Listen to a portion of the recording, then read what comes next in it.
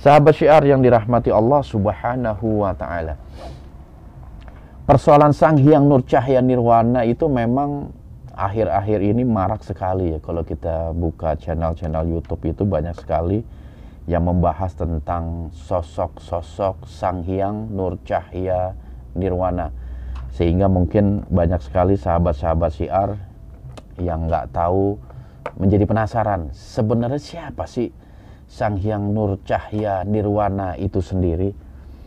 Tak hanya itu, apakah Islam menjelaskan atau memberikan satu penjelasan tentang Sang Hyang Nur Cahya Nirwana. Nah, dari beberapa data-data yang coba saya pelajari, ternyata sumber atau asal-usul dari cerita Sang Hyang Nur Cahya Nirwana itu ada dari dua kitab atau serat. Ya, kalau bahasa zaman dulunya itu serat gitu, yang dibuat oleh para pujangga-pujangga Jawa, terutama pujangga-pujangga dari Kasunan Surakarta. Kalau yang paling terkenal dan ceritanya itu agak sedikit lengkap tentang cerita Nur Cahya Nirwana ini, apa yang diceritakan oleh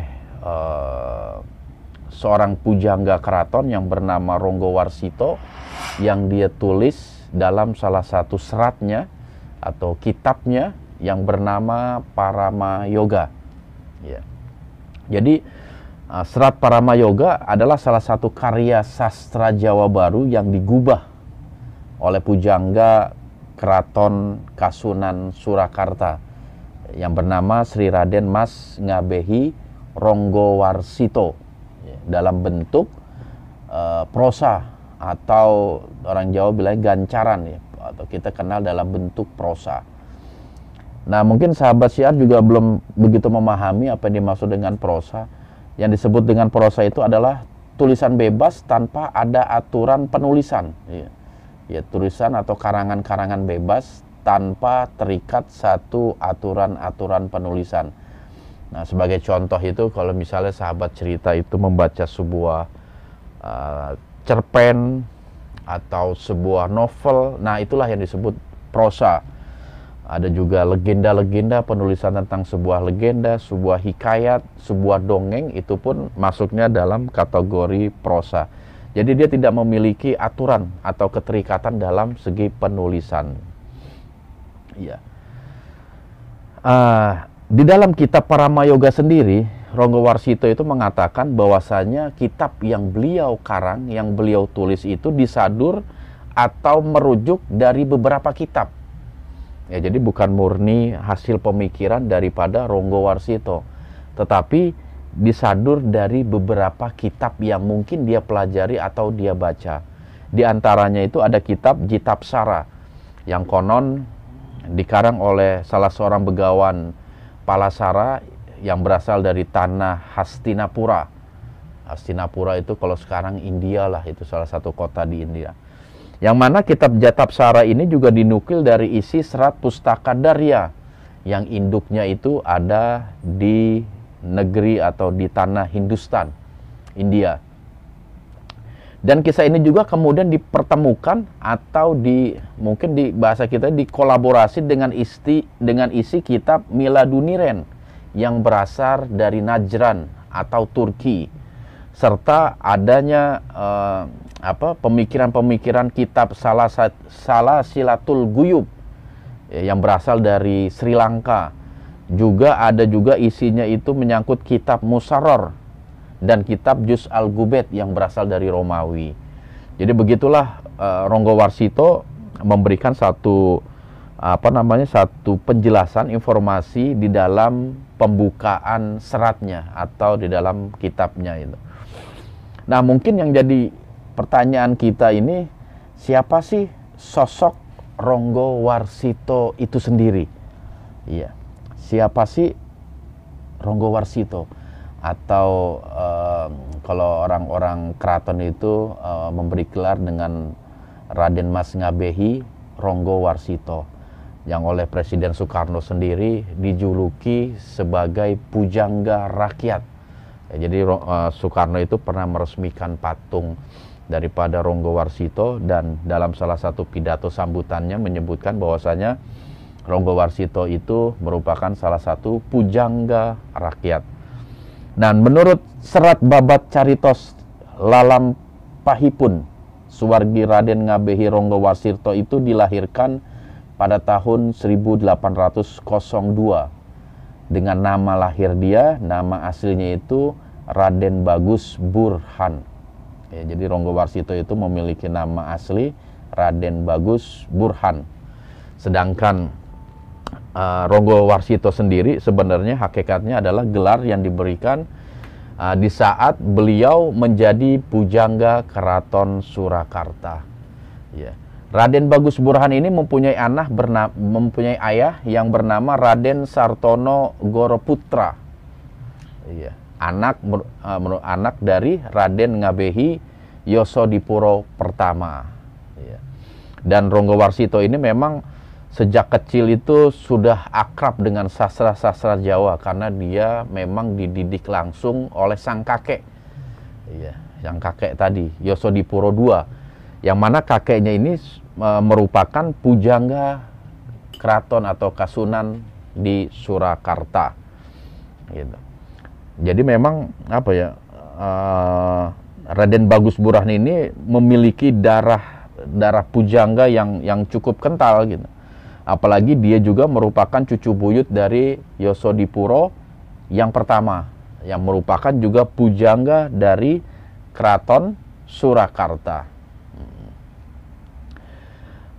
Setelah kakeknya meninggal, yaitu Raden Ngabehi Yosodipuro II, maka Ronggowarsito diangkat menjadi pujangga Istana Keraton Surakarta. Nah, disinilah cerita beliau dimulai.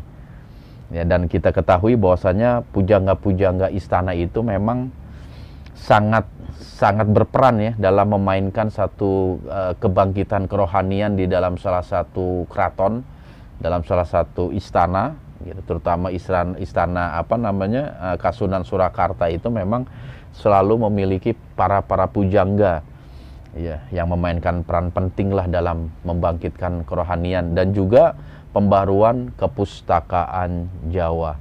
Dan diceritakan dalam serat tadi, babat caritos tadi, bahwasanya ketika masih muda, Ronggowarsito ini banyak sekali mencari ilmu. Ya, dia memang getol dan bersemangat dalam mencari ilmu.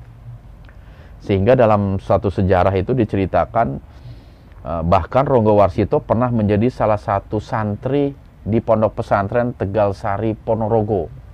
Ya, dia pernah mondok di daerah Ponorogo, Jawa Timur, yang diasuh oleh Kiai Ageng Kasan Besari yang merupakan ahli kebatinan dan masih berdarah priai. Nah, selain menimba ilmu di tanah Jawa, di pesantren, menurut kisah juga Ronggowarsito ini menimba ilmu sampai ke negeri India dan juga negeri Sri Lanka. Jadi luar biasa ya semangat daripada Ronggowarsito dalam mencari ilmu. Ya, dalam mencari ilmu. Karena mungkin itulah yang diperlukan bagi seorang pujangga, wawasannya itu harus luas gitu loh. Sehingga ketika memang kakeknya itu meninggal dunia, dia sudah siap untuk menggantikan posisi kakeknya sebagai pujangga Keraton Surakarta. Dan pada saat itu Surakarta dipimpin oleh Sri Mangkunegoro yang keempat. Yang kalau kita baca sejarah juga bahwasanya pada masa Sri Mangkunegoro keempat inilah Keraton Surakarta itu mengalami masa keemasannya. Dan diceritakan Ronggowarsito mengakhiri hidupnya atau wafat pada tahun 1873 Masehi, tepat di usia yang ke-71 tahun. Ya, itulah sedikit banyak cerita tentang sosok Ronggowarsito. Nah, kembali ke dalam pembahasan Serat Paramayoga. Ya, kata-kata Paramayoga sendiri, ya, satu kitab yang memang dikarang oleh Ronggo Warsito yang banyak bercerita tentang asal usul dari Sang Hyang Nur Cahya Nirwana itu berasal dari bahasa Jawa kuno, Parama Yoga. Jadi berasal dari dua suku kata, Parama dan Yoga. Nah, Parama sendiri mempunyai arti yang tertinggi atau teristimewa, sesuatu yang tinggi, yang terbaik, yang teristimewa. Itu kalau menurut bahasa Jawa kunonya itu dinamakan Parama. Sedangkan Yoga itu mempunyai arti semedi, tafakur, atau mengheningkan cipta. Hampir sama dengan bahasa kita yang kita ketahui, yoga, artinya semedi, tafakur, mengheningkan cipta. Jadi Parama Yoga itu mempunyai arti kurang lebih semedi yang tertinggi atau renungan teristimewa. Karena memang kalau kita lihat bahwasanya kitab Parama Yoga ini banyak sekali berisi tentang renungan-renungan, berisi tentang renungan tentang manusia dan kemanusiaan yang pertama, yaitu sejarah Nabiullah Adam alaihi salatu wassalam beserta keturunannya yang merupakan, jadi Adam itu memang merupakan bapak moyangnya manusia. Ya, jadi banyak bercerita tentang Nabi Adam dan juga keturunannya, terutama Nabi Sis, Nabi Sis yang banyak diceritakan di kitab Parama Yoga. Jadi itu salah satu literatur atau asal muasal dari adanya cerita Sang Hyang Nur Cahya Nirwana. Selain itu ada juga Serat Kanda. Nah, ini lebih menarik lagi karena memang Serat Kanda itu kalau dari segi usia pembuatan dia lebih tua dibanding Serat Parama Yoga. Dan juga ada pujangga-pujangga Indonesia mengatakan hakikatnya Parama Yoga juga diambil dari isi kitab Serat Kanda. Karena Serat Kanda ini dibuat oleh kakeknya daripada Ronggo Warsito, yaitu siapa tadi? Yosodipuro yang pertama. Jadi dia yang membuat Serat Kanda. Nah, secara umum Serat Kanda dapat diartikan sebagai kitab cerita. Ya, serat cerita yang berisi tentang cerita-cerita satu kejadian, sejarah seseorang yang biasanya itu disangkut pautkan kepada raja-raja di tanah Jawa, terutama kerajaan Majapahit, Pajajaran, dan kerajaan-kerajaan Mataram. Nah, bentuknya juga sama. Serat Kanda itu merupakan karya sastra bahasa Jawa Baru yang ditulis secara anonim, pada kurang lebih abad ke-18. Serat itu mulai dibuat.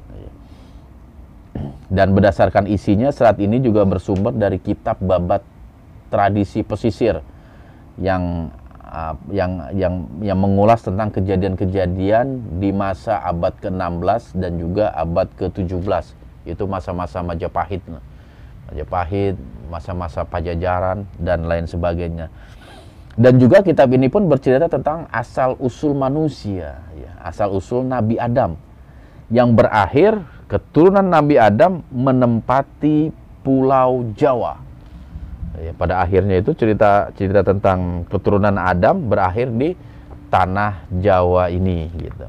Nah, sahabat Syiar yang dirahmati Allah Subhanahu wa Ta'ala, kalau boleh saya simpulkan bahwasanya kisah tentang Sang Hyang Nur Cahya Nirwana ini memang bersumber dari dua kitab atau dua serat tersebut, yaitu Serat Kanda dan Serat Parama Yoga.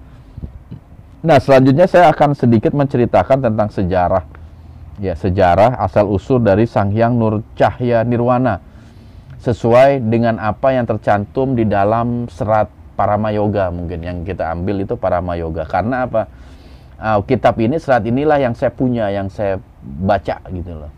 Sedangkan Serat Kanda itu saya sendiri belum memiliki kitabnya. Tapi kalau Serat Parama Yoga, alhamdulillah saya punya isinya, apa yang tercantum atau apa yang ditulis oleh Ronggo Warsito. Tetapi tentu saja yang sudah diterjemahkan ke dalam bahasa Indonesia. Karena aslinya itu masih memakai bahasa Jawa. Nah, dalam kitab Parama Yoga diceritakan bahwasanya Sang Hyang Nur Cahya adalah anak dari Nabi Sis.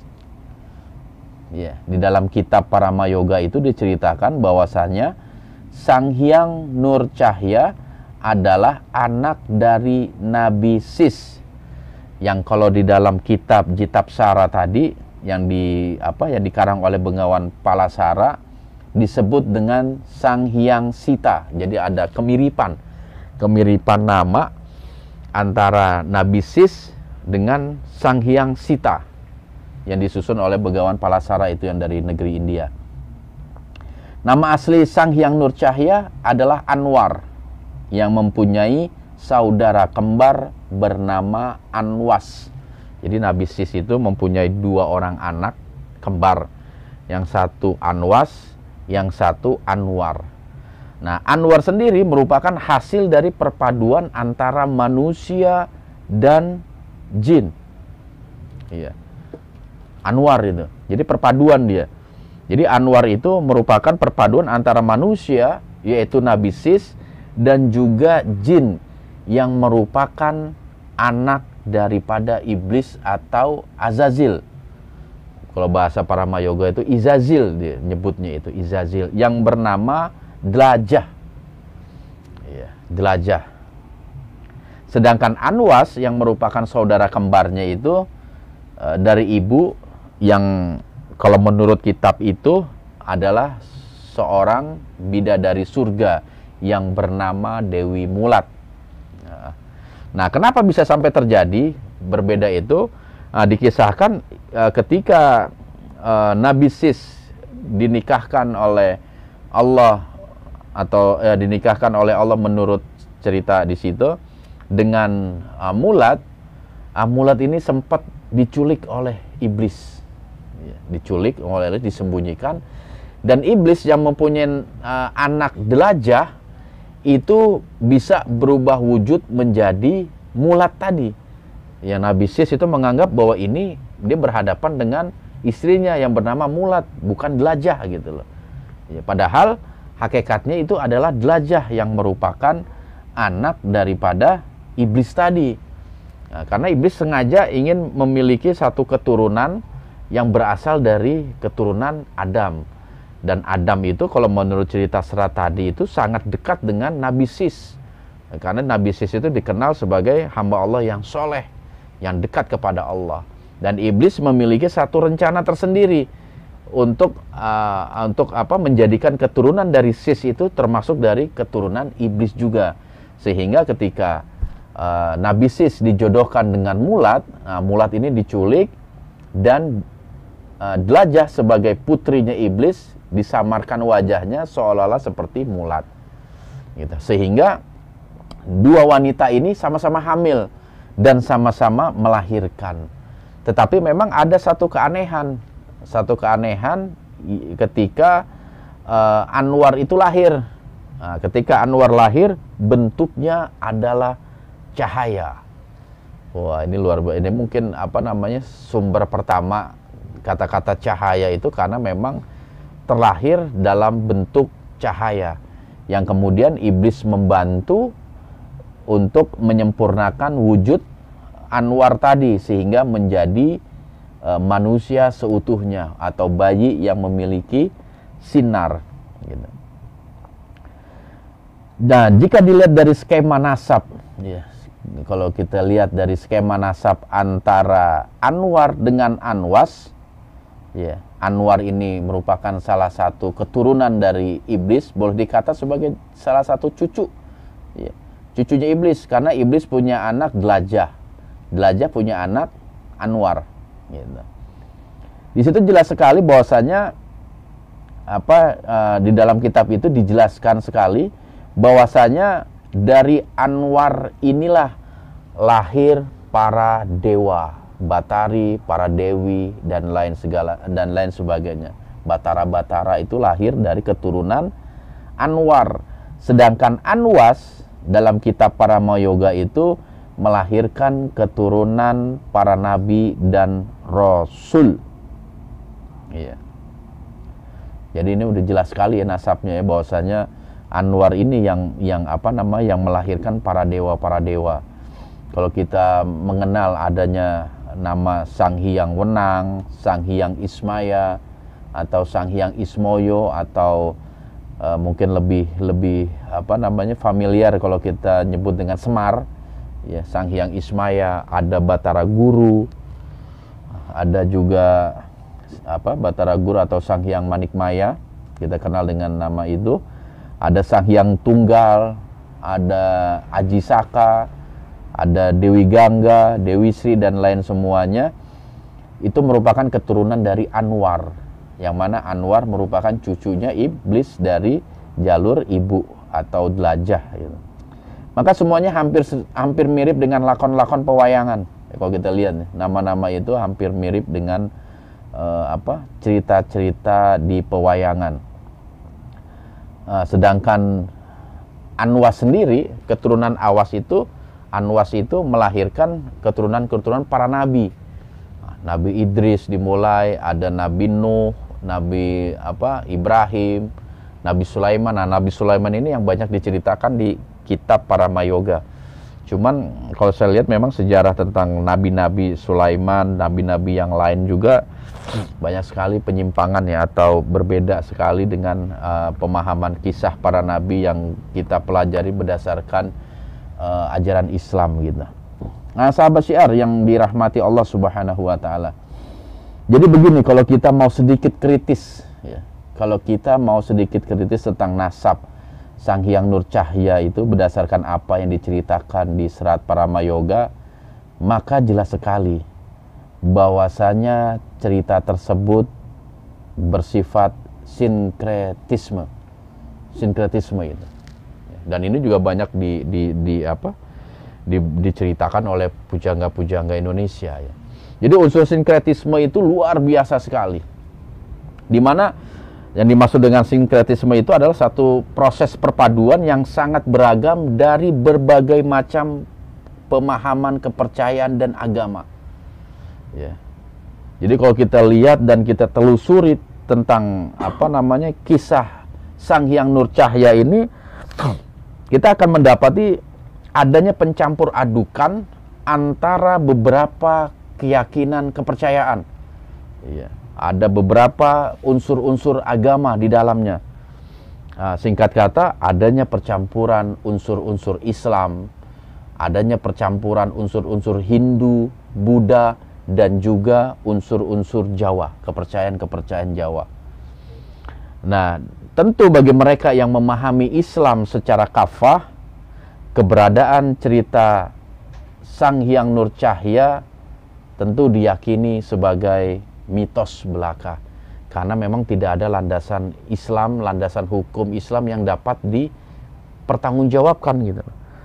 Baik dari segi hadisnya, baik dari segi cerita-cerita yang bersumber dari data atau bersumber dari sesuatu yang dapat dipercaya, itu semuanya nggak ada. Makanya kita anggap sebagai satu mitos atau kilawakola, hanya cerita aja, hanya cerita yang kebenarannya itu masih perlu kita pertanyakan benar. Karena mereka semua nggak memiliki sumber yang akurat, sumber data yang bisa dipertanggungjawabkan gitu. Iya. Sehingga banyak sekali pertanyaan-pertanyaan yang dilontarkan kepada saya.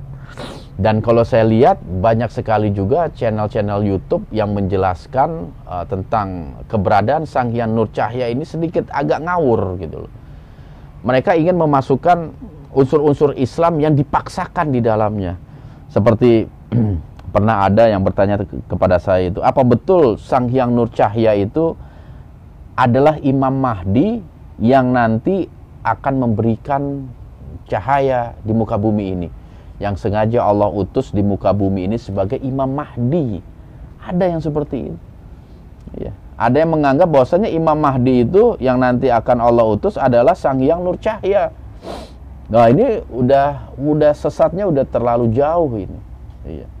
Sehingga menganggap bahwasanya keturunan iblis merupakan Imam Mahdi. Wah, ini harus hati-hati kita semua.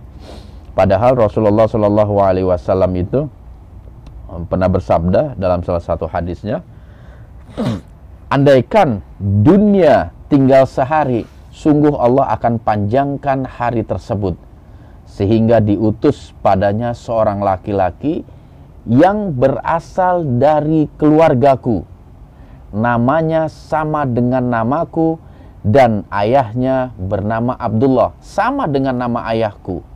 Ia akan penuhi bumi dengan kejujuran dan keadilan, sebagaimana sebelumnya dipenuhi kezoliman dan penganiayaan.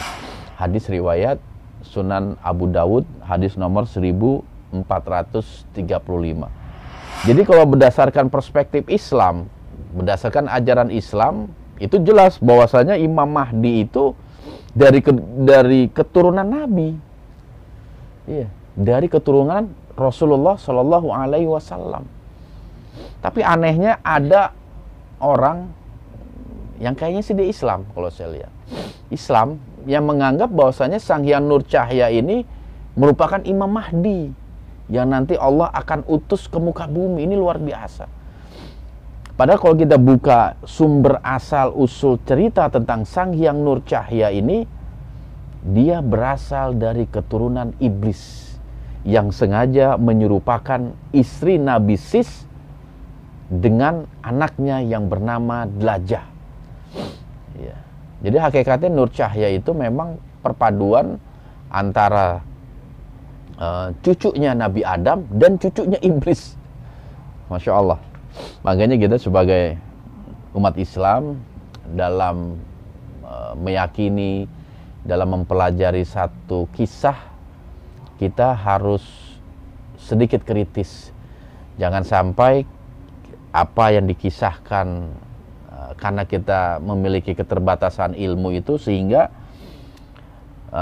kita salah dalam menilai atau dalam meyakini satu kisah, terutama kisah tentang Nur Cahya Nirwana. Ya.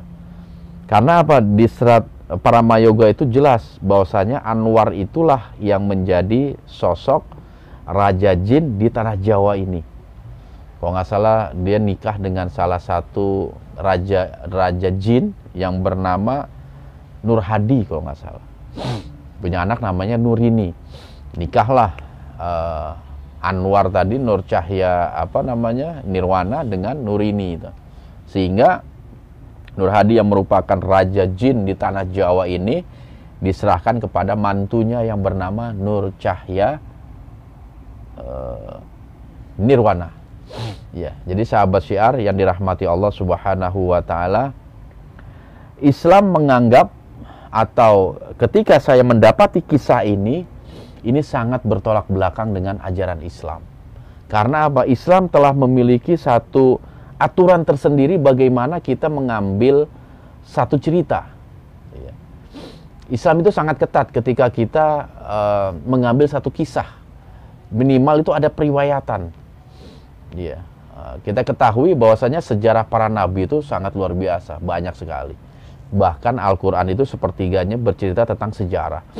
Termasuk diantaranya sejarah para nabi-nabi yang mulia, yang Allah utus ke muka bumi ini untuk memberikan kedamaian, yang membawa satu misi Islam, mengenalkan kepada manusia pada zaman-zaman mereka itu untuk selalu menyembah kepada Allah Subhanahu wa ta'ala.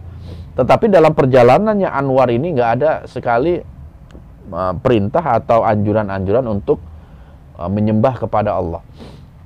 Bahkan kalau saya lihat cerita ini banyak sekali yang seolah-olah Ronggo Warsito itu ingin menggabungkan antara unsur Islam dengan unsur Hindu, Buddha, dan juga Jawa. Kepercayaan Jawa ingin disatukan, digabungkan. Anwas ini sebagai unsur Islam yang menurunkan para nabi, sedangkan yang satu lagi keturunan dari Anwar yang merupakan asal muasal para dewa yang menjadi kepercayaan agama Hindu, Buddha, dan juga kepercayaan daripada orang-orang Jawa, begitu loh. Yang kita bisa lihat lakon-lakon dari pewayangan Itu banyak sekali lakon-lakonnya itu dicatat atau dituliskan oleh Ronggo Warsito di dalam kitabnya Parama Yoga.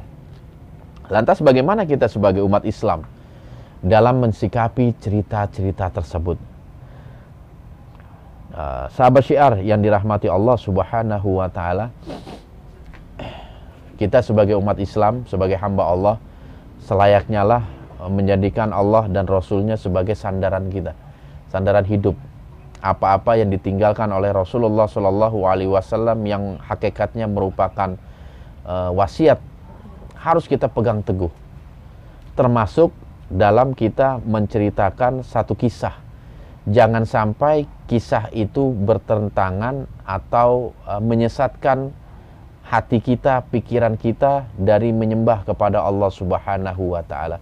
Karena kalau kita menceritakan, kalau kita meyakini cerita yang memang bertolak belakang dengan kebenaran, maka cerita itu bisa dihukumkan sebagai cerita yang haram. Apalagi kita meyakini sampai berlebihan seperti itu. Ada orang meyakini bahwasanya Sang Hyang Nur Cahya itu adalah Imam Mahdi yang memberikan kedamaian, yang akan memberikan cahaya di seluruh dunia, khususnya di bumi Nusantara. Itu harus kita waspadai, itu harus kita hati-hati dalam kita mencari sebuah informasi. Apalagi banyak sekali tayangan-tayangan yang memang mereka melakukan dalam penelusuran sejarahnya itu melakukan proses mediumisasi. Bahkan ada praktisi sendiri yang mengaku sebagai titisan dari Sang Hyang Nur Cahya. Mungkin kalau dia memiliki keyakinan di luar Islam, nggak masalah. Tetapi saya khawatir ketika ada yang mengakui, praktisi yang mengakui bahwa dirinya titisan, dirinya diikuti, atau dirinya menjadi pengikut Sang Hyang Nur Cahya, ini Masya Allah kalau dia memang seorang muslim. Masya Allah. Karena apa? Ini jelas bahwasanya serat ini kalau dilihat dari perspektif Islam memang jauh dari unsur kebenaran, ya, jauh sekali. Oleh sebab itu apa yang ditinggalkan oleh orang-orang tua kita dulu dijadikanlah sebagai wawasan, jangan dijadikan sebagai sandaran kebenaran atau kita meyakini tentang keberadaan itu gitu. Meyakini tentang cerita-cerita itu, meyakini bahwa itu semua benar adanya. Saya hanya baca beberapa bab aja sudah, waduh, ini benar-benar bertolak belakang sekali dengan apa yang kita pahami sebagai seorang muslim yang memiliki sandaran Al-Quran dan Sunnah. Sahabat syiar yang dirahmati Allah Subhanahu wa Ta'ala, mudah-mudahan kita semua terlindungi oleh Allah Subhanahu wa Ta'ala dari berbagai bentuk kesesatan yang memang iblis lancarkan. Iblis itu tidak serta-merta nerima, ya, ketika Allah usir dari surga. Bahkan di dalam surah Al-A'raf yang tadi saya bacakan sendiri, dia telah berjanji di hadapan Allah Subhanahu wa Ta'ala untuk menghalangi manusia dari jalan Allah yang lurus. Masya Allah. Dan iblis akan berusaha semaksimal mungkin, baik dari arah depan, arah belakang, dari sebelah kanan dan dari sebelah kiri, untuk selalu memberikan kesesatan agar manusia berpaling dari menyembah kepada Allah Subhanahu wa Ta'ala. Jadi sahabat syiar, mudah-mudahan penjelasan saya tentang Sang Hyang Nur Cahya Nirwana ini bisa membuka hati kita. Sesungguhnya Islam itu agung. Jangan sekali kita kotori dengan hal-hal yang membuat Islam itu menjadi kotor. Keyakinan-keyakinan yang membuat hati kita jadinya kotor. Selayaknya lah kita mencari cerita, mencari kisah-kisah itu yang memang sesuai dengan apa yang diajarkan oleh Rasulullah Shallallahu Alaihi Wasallam atau yang ditinggalkan para ulama-ulama yang soleh, tentang kisah-kisah para nabi, kisah-kisah para wali, kisah-kisah para ulama yang soleh. Ya. Jadi kita harus betul-betul check and recheck. Kita harus betul-betul mencari sebuah data yang akurat.